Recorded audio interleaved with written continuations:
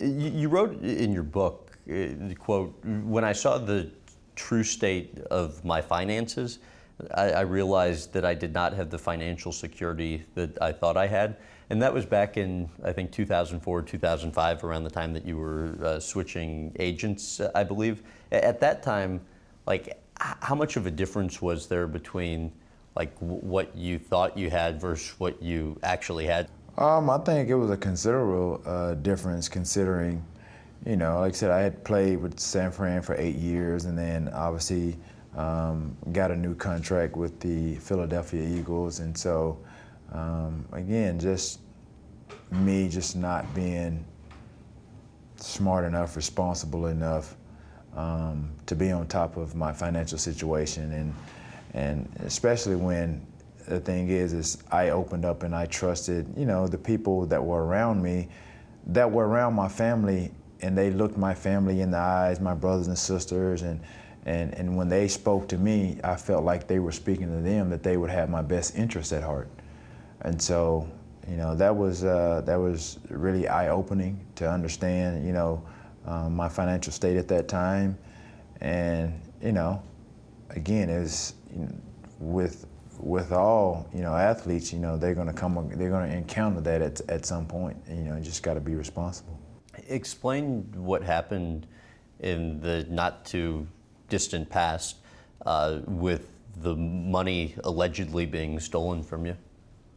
Like I said, it's just a mismanagement, of my funds. And so, not to go too in depth about it, obviously with pending litigation and things of that nature.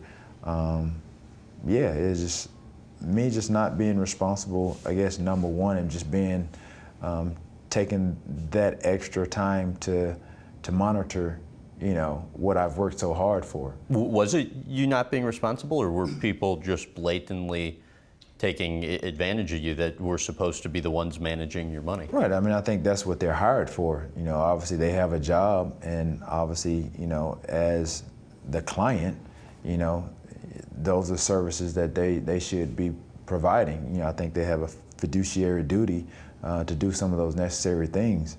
And, whether it was blatant or not, or, I don't know, discreetly being done, nonetheless, it was happening. And I think it was just a matter of just neglect and being taken advantage of. You made north of, I think, $50 million during your career, probably more than that, which, for the average person sets them up financially several lifetimes over. To what extent are you not financially secure for the rest of your life due to kind of the mismanagement? Well, I think with some of the interviews that I've done, and obviously with me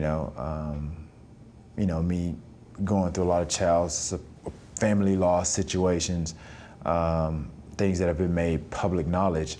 A lot of people say, "Oh, well, he's broke, this and that." I mean, I have money. I mean, if you want to look at me and say I'm broke and famous, that's cool. But to me, I wouldn't say I'm broke. Maybe in a financial bind, but to say that I'm broke, I think that's a stretch, and I think that's a cowardly way for people to, I guess, categorize someone.